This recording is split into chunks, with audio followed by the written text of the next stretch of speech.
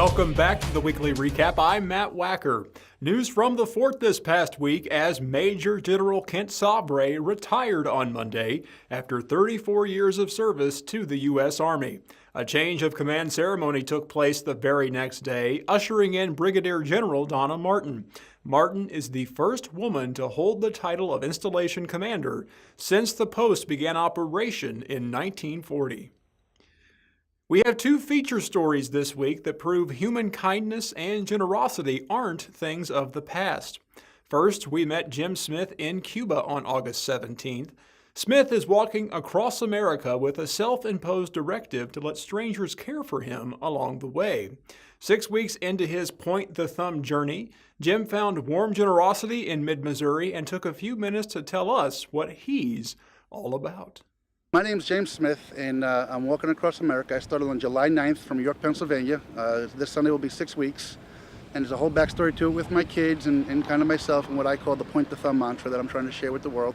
I made it from York, Pennsylvania to central Missouri, which is, almost even beyond my expectations. I guess when I started it, I thought, I didn't think I'd fail, but looking back now, I can't believe I'm here. I'm hoping to get out to California by the end of November. The story kind of goes like this, and the trigger was I've been through a lot of tragedy in my life, and always wanted to be a dad. I basically raised my kids, very, very integral in their life and in my whole world. And unfortunately, I wear my emotions on my sleeve. I got involved in a personal relationship with somebody that had bipolar, and I never dealt with that before, and that just takes the life out of you. I dealt professionally with a few people that made lots of money, but couldn't thank the folks that went through a wall for me. And I guess that changed who I was, and I didn't realize that. My daughter's 11 years old, and she came home from school one day in February, and I got her off the bus, and she had a look on her face, and I said, "Babe, what's the matter?"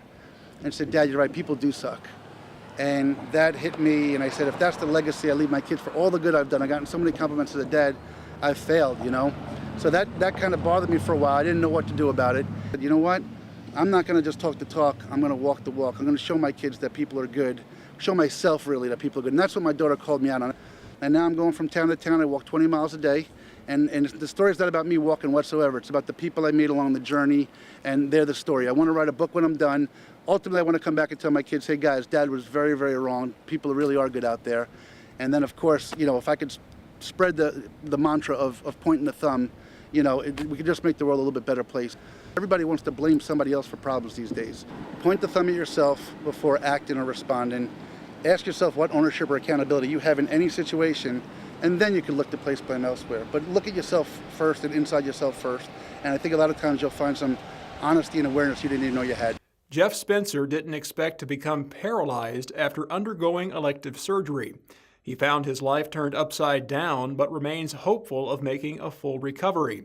In the meantime, friends, co-workers, and a community of generous people have joined forces to build him an accessible home. Leanne spoke with Spencer and the project's coordinators at the Seville Care Center in Salem. Everything started when I decided to have sleeve surgery to lose weight. A couple weeks after that, I started throwing up, and this continued through November. I was in and out of emergency rooms. By mid-December, I collapsed. I ended up in ICU for like a month. They had put me on life support twice. I woke up at the end of the month. I was like, I can't move. I first came to know Jeff when I started working for him. He actually hired me on as a work-study student at S&T. He taught me basically everything I know about computers. We've known each other for 13 years, and we've just become the best of friends. Whenever I heard about Jeff ending up in the ICU, it's like, what happened? My vocal cords were paralyzed open, so I couldn't eat anything. My hands had really bad neuropathy. My diaphragm was partially paralyzed, so I was really struggling to breathe. I saw him in that state. It was extremely emotional, very hard to see him like that. It was, my best friend, we don't know if he's going to live. Once I realized I couldn't move, my first response really was, okay, God, now what? I didn't expect to be paralyzed and have all this by 48. I have a daughter who just turned 14 years old, and this has been really hard on her. I had to go on long-term disability. I had to pay the bills, and some days are not as easy as others, but you can choose to be sad and paralyzed, or you can be happy and paralyzed. I have always loved the idea of a tiny house for me personally. So when I found out that Jeff's farmhouse was not easy to rehabilitate in terms of handicap accessibility right now, it seemed like the perfect fit. So small, everything within reach, and affordable to maintain for the long term.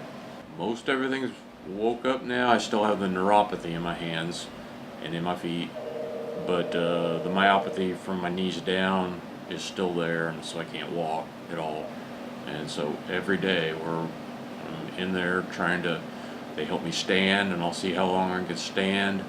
We're working on just skills to use at home, because I'm going to be by myself, that I can take care of myself. The tiny house is going to give Jeff the ability to get himself to the restroom, go to the kitchen, make meals, transfer in and out of a bed, because we can put in all of the handicap accessible railings, ways to lift himself, things that just aren't common, even such as opening and closing a door. It's really hard to close a door in a wheelchair behind you with a normal handle.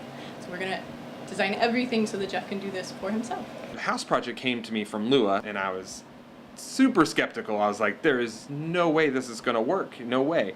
And about within a day or two, she was able to rally resources. The first time we realized this was really going to happen is about 3 days after the initial call went out, and Hartley's donated the full HVAC for Jeff's system, and all of a sudden we were like, oh my gosh, this is going to work. The community is stepping forward, and these amazing businesses are driving this for us. We've had all kinds of outpouring of support from the campus community, the Rolla community, church, IT coworkers, friends that have been pouring out their love and care. Doyle Construction did the excavation and sanitary plumbing.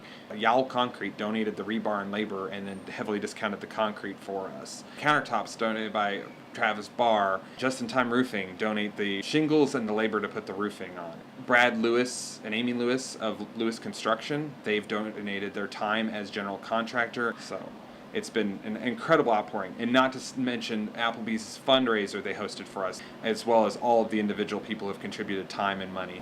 When I found out what everybody was doing, I bawled my eyes out. I mean, I could not believe people would go out of their way for me. I don't feel worthy of that. I mean, it still tears me up. But I've got friends. I love all of them, but to think that they would go to these extremes, it just boggles my mind.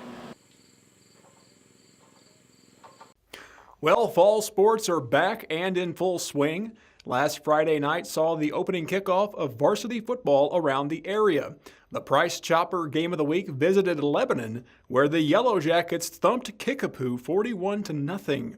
This week, the crew visits Rolla for the Bulldogs home opener against the West Plains Zizzers. A pair of Fidelity 6 markets square off on the gridiron in Week 2 of the Price Chopper Game of the Week. That's all for now. Thanks for watching the weekly recap. I'm Matt Wacker. I'll see you next time.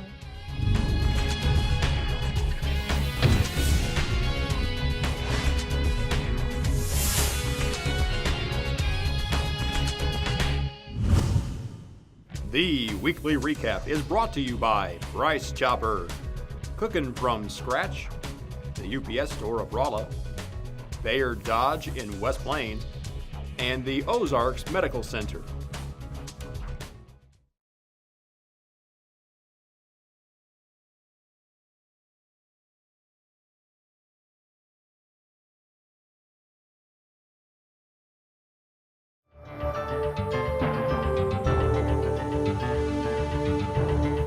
We are seeing a surge in West Plains, Lebanon, Thayer, Salem, and Rolla of people falling for fake check scams.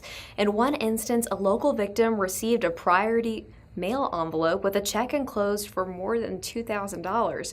There was also an instruction sheet with directions how to deposit the check, withdrawing of $400 for his commission and to use the rest to purchase eBay gift cards in different denominations. So what we want for you to watch out for is another case. Victim, very similar, received a check for almost $2,000 for what she thought was from Community American Credit Union. She received several emails before she received the check as a partial payment to do some secret shopping. She received a sheet with detailed instructions about what to do. She was told to keep $300 for her commission, and about $50 would be donated to a charity and $45 for gas or transportation. The balance was supposed to be spent on buying iTunes gift cards. Now, these scammers wanted for her to send a clearly scratched paper and purchase receipts. Thankfully, she realized that this was a scam. However, in some cases, people don't. Fake check and money order scams take many different forms, but their underlying con is the same. Scammers are going to take advantage of the fact that many people don't understand the rules about credit transfers, credit deposits, wire transfers, and instead they're going to try to have you send your own personal money so that you're actually going to be out money instead of earning money. Now, here's how the scam works. There's going to be stories that con artists are using. They're going to change a lot. There's going to be selling something online, and the scammer pretends to be interested in the purchase, or the scammer is going to hire you for a job, such as secret shopping, or tell you that you've won a sweepstake prize. But in all cases, the amount of the check is accidentally far more than the amount that's been agreed to. When you deposit the check, the funds are going to appear to be available within a few days. However, forgeries can take weeks to be discovered. Eventually, the check bounces, but in the meantime, you've wired back the overpayment to the scam, and then insult to injury, your bank or credit union will probably very likely charge you a fee for cashing an incorrect check. So be incredibly suspicious of overpayments. We want for you to go ahead and go to law enforcement. You can stop by our local office. You can always call us also, and we'll be happy to help you. Please go to bbb.org online and research the company before you fall for it. We want to make sure that you are spending your money and you are cashing checks from legitimate organizations. Never send money, especially to people you don't know.